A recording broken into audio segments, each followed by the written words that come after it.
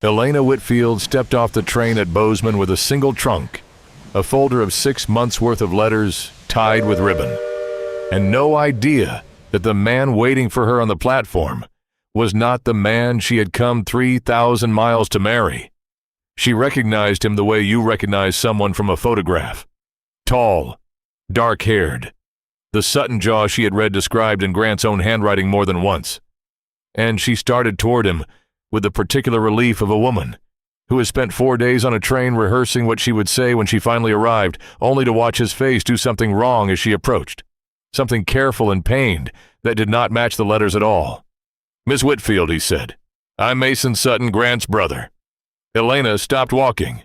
Behind her, the porter set her trunk down on the platform with a thud that seemed, in the moment, unreasonably loud. "Where's Grant?" she said, though some part of her had already understood the answer from the way Mason Sutton was standing, hat in his hands, unable quite to meet her eyes. "There was an accident," Mason said. 2 weeks back. A horse he was breaking threw him into the corral fence. He didn't wake up again. He looked at her then, directly, because he seemed to be a man who believed bad news deserved to be delivered without flinching, whatever it cost him to do it. "I'm sorry. I should have wired you before you got on that train. But I didn't know your address in Ohio. Only the post office box. And by the time I'd worked it out, you were already 3 days gone." Elena stood on the platform in the thin Montana sunlight with her trunk at her feet and 6 months of another man's letters in her hands, and felt something that was not quite grief, because she had never met Grant Sutton, had only known him through paper and ink, and the careful hope of a woman writing her way out of a life that had stopped belonging to her, and understood, in the same breath as the shock of it, that she now had no husband waiting, no home arranged, and worse, no way back. "I don't have the money to return to Ohio," she said, because it seemed, in that moment, more useful than crying, which she suspected she would do later, in private, when there was no stranger watching. "I spent what I had on the ticket out here." Mason Sutton looked at her for a long moment, a man doing arithmetic he had clearly not expected to be doing on a train platform. "You're welcome to stay at the ranch," he said, "not as anything but what makes sense. There's a housekeeper's room went empty last year, and I can pay a fair wage for cooking and keeping the place through winter, same as I would any hired woman. Come spring, if you want to go home, I'll see you've got the fare. If you don't, well, we'll work that out when we're there." "That's a generous offer for a stranger who just told me my intended husband is dead," Elena said. "It's the only decent one I've got," Mason said. "I won't put a woman on a train back to a life she left for good reason and call that decency. Whatever your reasons were for coming out here, Miss Whitfield, I doubt they've gone away just because Grant has." Elena looked at this quiet, careful man who was offering her the only solid ground available in a life that had, in the space of 10 minutes, come entirely apart. And she thought about her father's letters, the ones that had arrived weekly through the spring, each one colder than the last, each one reminding her with increasing directness that Reginald Ashford was still willing, that the mill was still failing, that a daughter's duty to a family in difficulty did not simply evaporate because she found the prospect distasteful. "All right," she said. "Through winter, then." The Sutton Ranch sat in the shadow of the Bridger Range on 600 acres of grass and timber that their father had claimed in 1863, and it had been, until 2 weeks before Elena's arrival, worked by 2 brothers who had divided the labor the way brothers sometimes do, Grant handling the horses and the town business and the talking, Mason handling the cattle and the fences and the parts of ranch life that required patience rather than charm. Mason had buried his brother on a rise above the creek with their parents, both taken by influenza a decade before, and had spent the 2 weeks since running the ranch alone in a silence that old Higgins, the one hired hand who had stayed on through the funeral out of loyalty more than wages, later told. Elena he had never seen broken, except by the necessary business of cattle and weather. "He blames himself," Higgins told her one evening in November, sitting on the porch steps while Mason worked late in the barn. A lantern glow visible through the slats, long after supper should have ended, told Grant that Colt was ready for breaking. Grant trusted him on it, the way he trusted him on most things. Mason's carried that like a stone in his boot every day since, and he won't say a word about it to anybody, including himself, if he can help it. Elena had come to the Sutton Ranch expecting to marry a stranger described in letters, charming and confident on paper, full of plans for the ranch and questions about her life in Ohio that had made her feel, for the first time in a long while, genuinely wanted rather than merely useful. What she found instead was his opposite in temperament, and increasingly, someone she found herself watching across the supper table with an attention she had not expected and did not entirely know what to do with. Mason Sutton did not talk easily, but he worked with a thoroughness that told her more about him than conversation might have. He mended the henhouse roof before the first snow without being asked, noticed within a week that the kitchen stove drew poorly, and rebuilt the flue himself over a weekend, and treated Elena, from the first evening onward, with a plain, unhurried courtesy that never once slid into the presumption she had half expected from a bachelor rancher suddenly sharing his house with an unmarried woman who owed him her situation. She learned the ranch the way she had once learned Grant's letters, carefully, by paying attention to details offered sideways, rather than announced directly. She learned that Mason rose before light every morning regardless of season, that he read 3 pages of a worn agricultural almanac each night, before sleep out of habit rather than necessity, that he had a scar along his left forearm from a fence wire that had snapped during branding the year he turned 20, that he laughed on the rare occasions something actually surprised a laugh out of him, in a low, startled way that made Higgins glance up from whatever he was doing with unconcealed delight, as though a laugh out of Mason Sutton was a weather event worth noting in the ledger. "You don't have to eat standing at the stove," she told him one evening in December, watching him take his plate to the counter rather than the table, the way he had taken to doing most nights. "I know," he said. "Then why do you?" "Because sitting across from you at that table every night is starting to feel like something I haven't got the right to want yet," he said.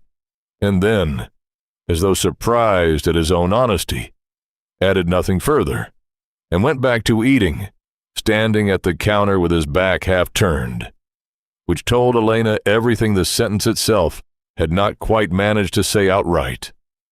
She thought about that admission for days afterward, turning it over the way she had turned over Grant's letters on the long train ride west, except that this turning felt entirely different, warmer, and more uncertain both at once.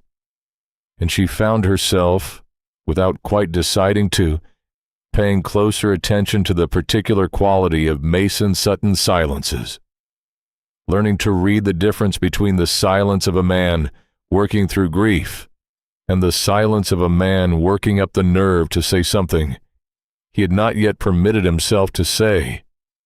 "I wasn't supposed to marry for love," she told him one night in January, the two of them sitting by the stove after Higgins had gone to the bunkhouse, snow ticking steady against the windows. "My father arranged it. Mr. Ashford back in Dayton owns the mill that's kept most of our town employed for 20 years, and my father owed him more money than our family had any hope of repaying. Honestly, marrying me to Ashford was going to settle the debt and secure my father's position. Besides, Ashford is 51. I am 23. He has buried 2 wives already, and neither death struck me, when I made inquiries quietly, as entirely accidental in circumstance, though I have no proof of anything beyond my own unease." Mason went very still. "That's who you were running from," he said. "That's who I was running from," Elena said. "Grant's advertisement in the matrimonial paper was the only door I found that led somewhere else. I answered it because his letters were kind, and because Montana was 3,000 miles from Dayton, Ohio, and because I had run out of other doors to try. And now, Mason said. Now, I'm sitting by a stove with a man I did not come here to meet, Elena said, telling him a truth I have told no one else in this country, and finding that I am considerably less afraid than I expected to be. She looked at him.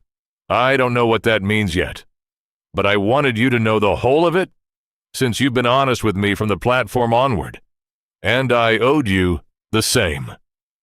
Thank you for trusting me with it, Mason said quietly, and did not press further, which Elena understood even then was its own kind of answer.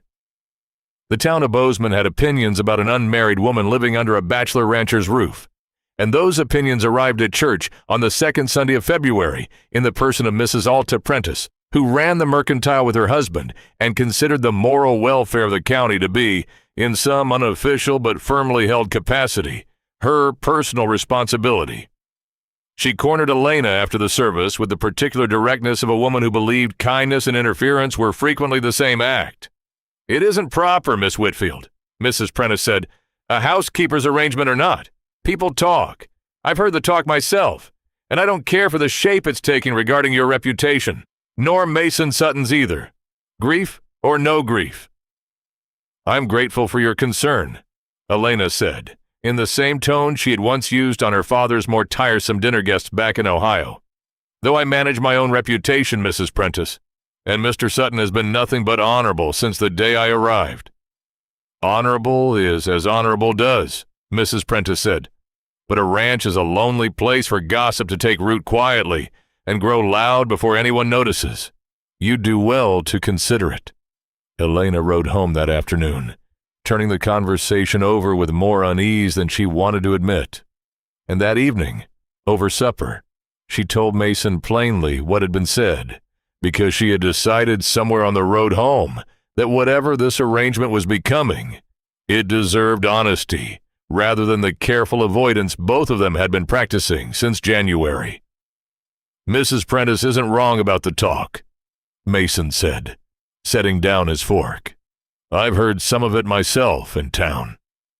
He was quiet a moment, and something in his face went the particular careful blank Elena had learned meant he was wrestling with a decision he did not want to make.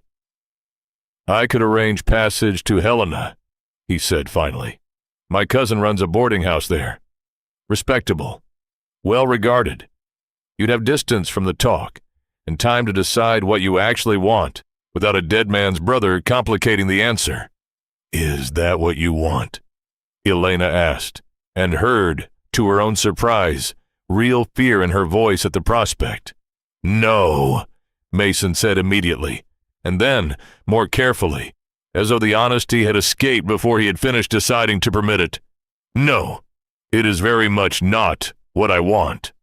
I said it because I thought it might be the decent thing to offer, given what people are saying. And because I buried my brother 2 months ago and have no earthly business complicating your life further, with feelings I've got no right to have yet. You have every right to your own feelings, Mason Sutton, Elena said. What you don't have the right to do is decide on my behalf what I can bear hearing about myself from Alta Prentice. I left Ohio because people spent my whole life deciding things on my behalf that they had convinced themselves were for my own good. I would ask you not to do the same, however kindly you mean it. Mason looked at her for a long moment, something in his shoulders easing the way a man's shoulders ease when a burden he had been quietly carrying alone turns out to be one somebody else was willing to help him set down. Then, I'll stop offering to send you to Helena, he said, and I'll tell Alta Prentice to mind her mercantile and leave the rest of the county's business to the people actually living it, which was, Elena noted with some satisfaction, very nearly the first unkind thing she had heard Mason Sutton say about anyone since her arrival, and she found she did not mind it in the least, in the shape of a man named Cyrus Blount, a private agent hired out of Chicago by Reginald Ashford to locate his intended, and, in Ashford's own words relayed secondhand through Blount's careful diplomacy, reminder of certain obligations that a hasty departure did not erase. Blount rode into Bozeman on the stage, made polite inquiries at the mercantile and the church, and arrived at the Sutton Ranch on a gray afternoon with a letter from Ashford himself and the particular unhurried confidence of a man who believed the law and social convention were both, in the end, on his side. "Miss Whitfield," he said, removing his hat on the porch with theatrical courtesy, "Mr. Ashford sends his regards and his considerable concern. He is prepared to overlook the unfortunate circumstances of your departure, given the understanding was made in good faith between your father and himself. He believes, and I am inclined to agree, that a return to Dayton and a proper wedding remains very much in everyone's best interest." "I made no agreement with Mr. Ashford," Elena said, standing very straight on the porch with Mason a step behind her, close enough that his presence was unmistakable, without his having said a single word yet. "My father made an arrangement. I am 23 years old, Mr. Blount, unmarried, and under no legal obligation to honor a contract I never signed and was never asked to consent to. Your father's debts remain your family's concern," Blount said, still pleasant, still unhurried, the tone of a man accustomed to persuading, rather than threatening, because threats were rarely necessary once people understood the true weight of a situation. "Mr. Ashford is a patient man, but his patience, like anyone's, has practical limits, and your father's position in Dayton grows more precarious the longer this is unresolved." Mason Sutton stepped forward then, and Elena felt rather than saw the shift in him. The quiet man who had spent 3 months choosing his words with careful economy, suddenly speaking with the flat, unhurried authority of someone who had decided a thing and did not intend to be moved from it. "Miss Whitfield is a guest on my property and an employee of this ranch," Mason said. "She's free to leave whenever she chooses, on her own decision, and nobody else's. If Mr. Ashford has a legal claim against her, he can bring it before a judge in this territory, and I expect he'll find Montana courts take a considerably dimmer view of arranged debts settled through marriage than whatever arrangement he's grown accustomed to in Ohio. Until then, you can tell him she declines his invitation, and you can tell him yourself that you delivered the message and were shown the road." Blount studied Mason for a long moment, the professional assessment of a man weighing whether a situation was worth escalating, and something in Mason's stillness, the plain, unweaponized certainty of it, seemed to settle the calculation for him. "I'll relay the message," Blount said finally, "though I suspect Mr. Ashford will not receive it gladly. He rarely receives anything gladly that isn't already his," Elena said.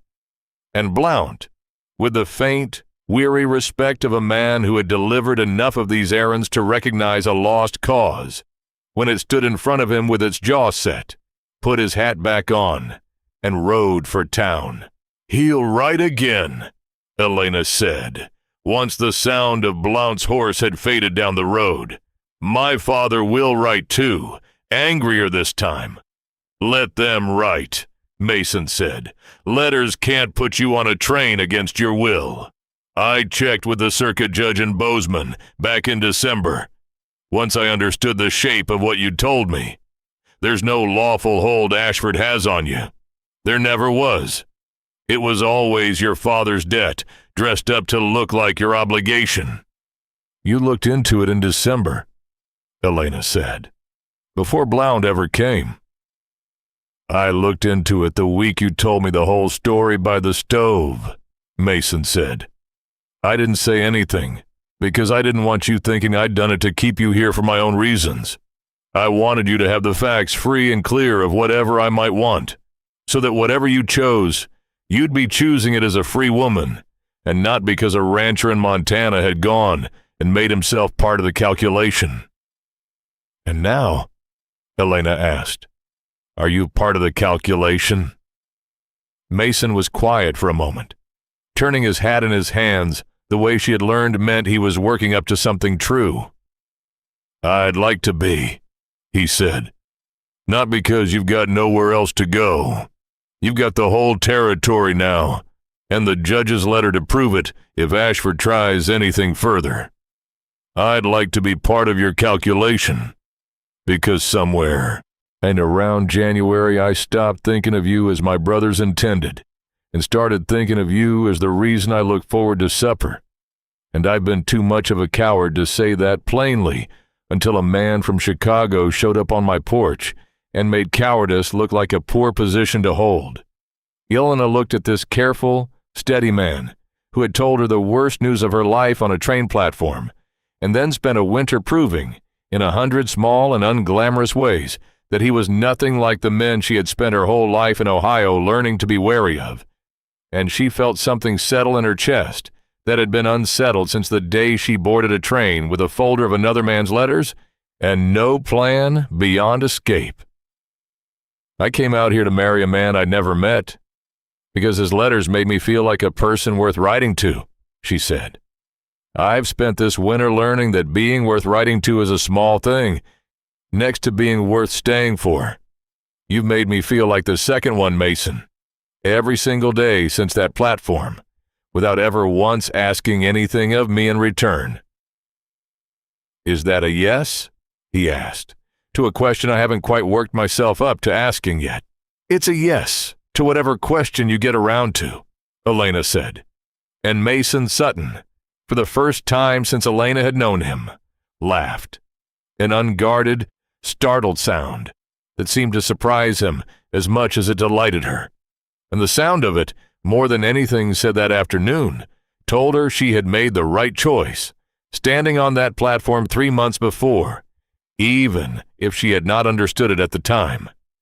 He asked her properly 2 weeks later, at the rise above the creek, where Grant was buried beside their parents, because Mason had decided, after turning it over for several days, that he wanted her answer to be given in the place that held the whole of what he had lost and, in losing it, unexpectedly found.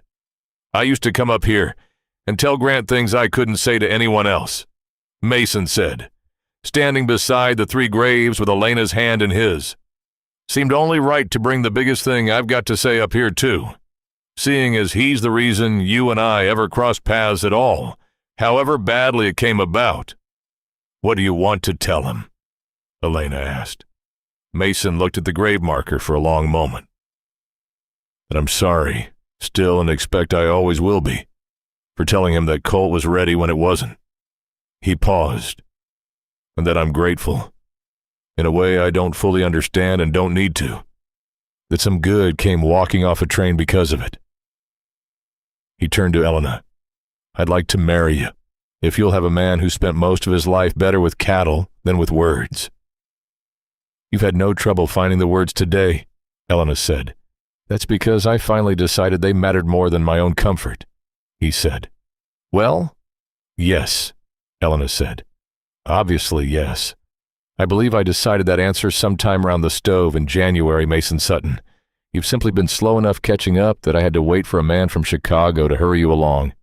They were married in April in the small church in Bozeman, with old Higgins standing up for Mason and half the county in attendance, since a wedding that had begun with a dead groom and a stranded bride and ended in an engagement had, by the standards of Bozeman gossip, become the most thoroughly discussed romance the town had produced in a decade.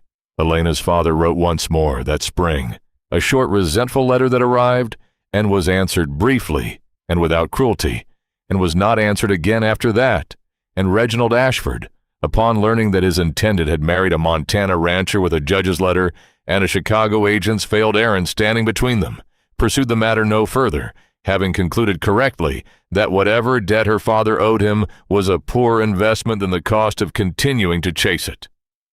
The ranch prospered in the years that followed, the way ranches prosper when they are worked by 2 people who have chosen each other deliberately, rather than settled for each other by convenience. A new barn raised the 2nd year. The herd doubled by the 4th. Old Higgins staying on until his knees finally gave out on him, and he retired to a cabin on the property that Mason built him without being asked.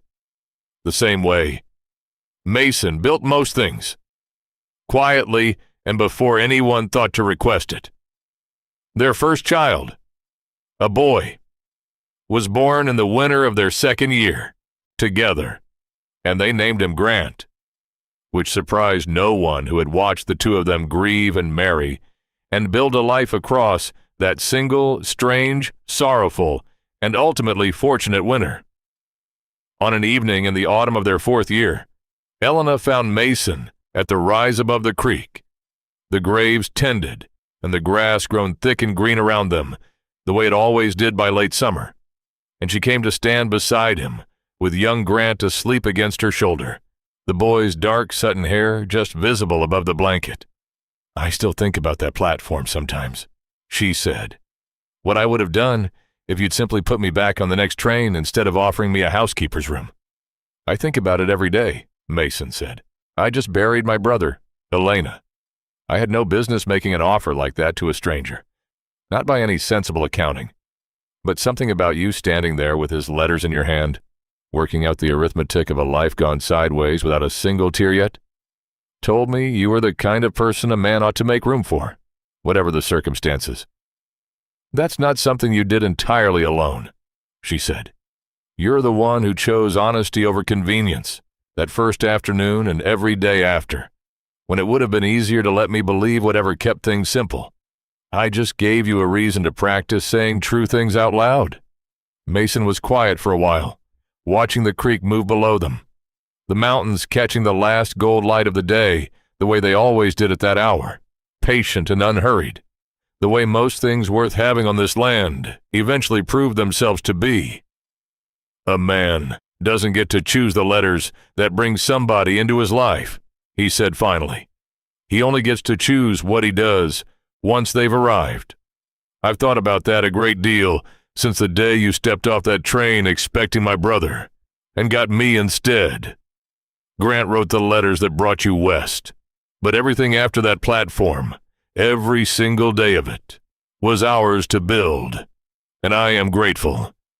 Past all the arithmetic of loss and coincidence, that we built it together instead of apart." Grant stirred against Elena's shoulder and settled again, and the two of them stood at the rise in the last of the light, the creek moving on below them, the way it always had, indifferent and faithful both at once, carrying the whole of what they had built quietly downstream toward whatever came next.